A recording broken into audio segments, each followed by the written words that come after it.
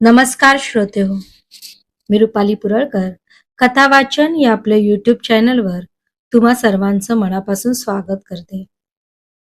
श्रोते हो, आपण सावित्रीबाई फुले यांची मी सावित्री ही कादंबरी वाचत आहोत. काल आपण भाग 13 पाहिला, ज्यामध्ये सावित्रीबाईंनी विधवांचे पुनर्विवाह केले, विधवा स्त्रियांचे बाद पण काढले, केशवपण प्रथा थांबवली, नाभिकांचा संप घडवून आणला, स्त्रियांना त्यांच्या गुलामगिरीची जाणीव निर्माण करून दिली व त्यातून बाहेर पडण्यासाठी त्या स्त्रियांना संघटित केलं. आता आपण भाग 14 पाहणार आहोत. चला तर चालू करू भाग 14. कादंबरीकार यशवंत मनोहर. मी सावित्री, सावित्री ज्योतिराव फुले. भाग 14. याच काळात माझ्या सासऱ्यांचा मृत्यू झाला.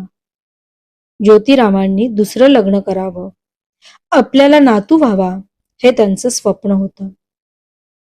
ते आम्ही पुरं करू शकलो नाही याचं दुःख त्यांना होत होतं. पण तरी आमच्यावर त्यांच्या मायेचं छत्र होतच.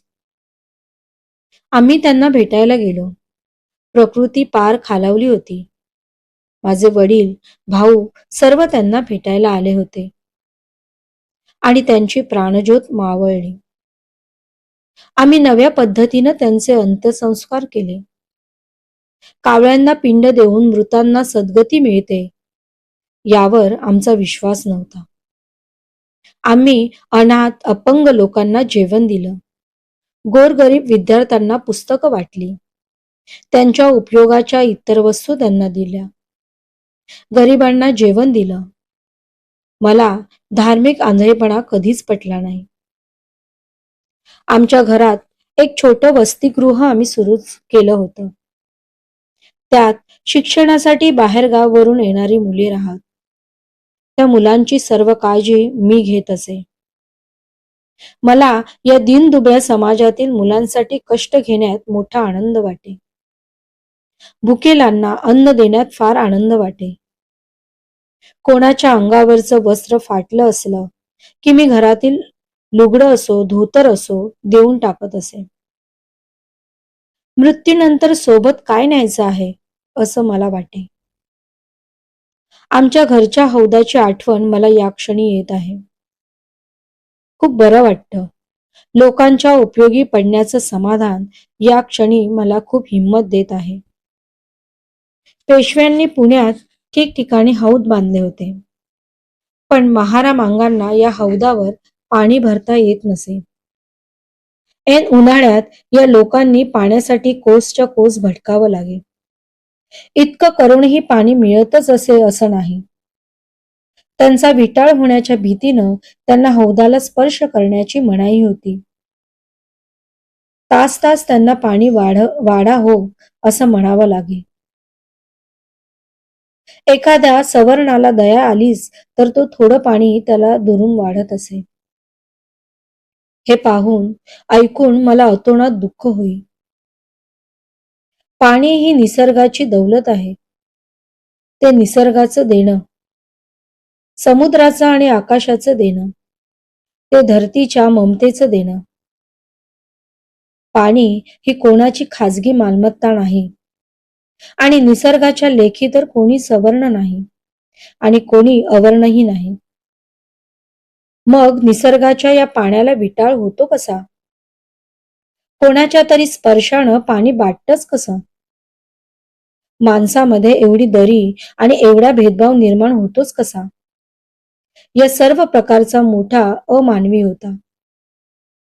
मी कमालीची अस्वस्थ झाले होते. आम्ही आमच्या घरचा पाण्याचा हौद या सर्वच लोकांसाठी खुला केला.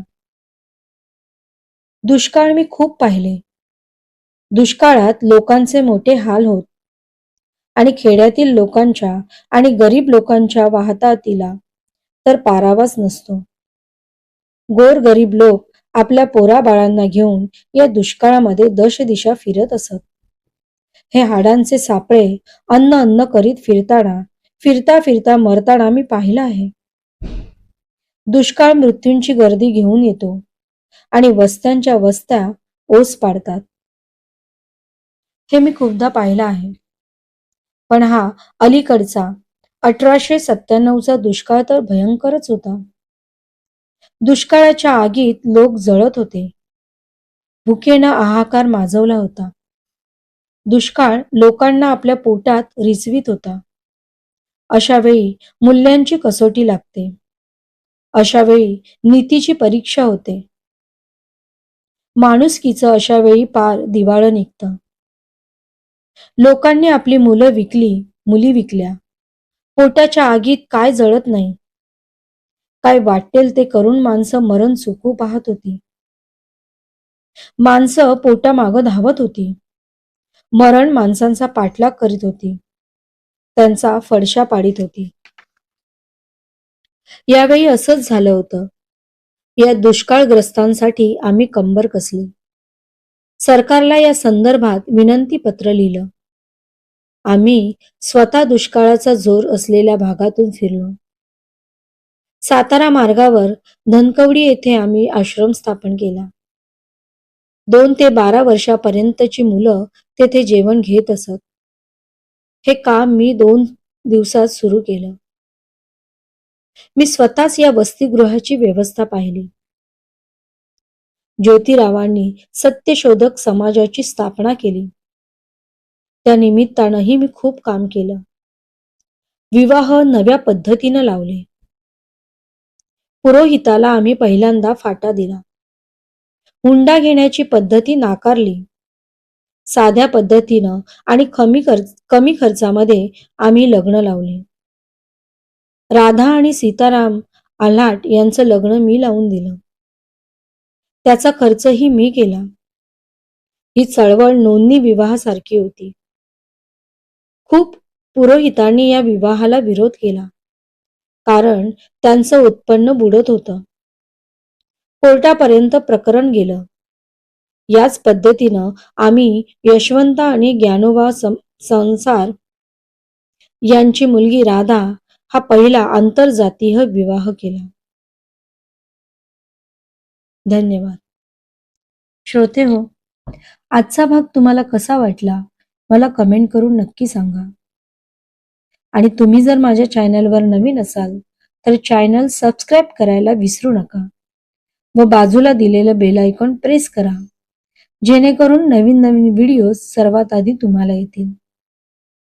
तसेच हा व्हिडिओ जास्तीत जास्त शेअर आणि लाईक करा. धन्यवाद. पुन्हा भेटू दुसऱ्या भागासह.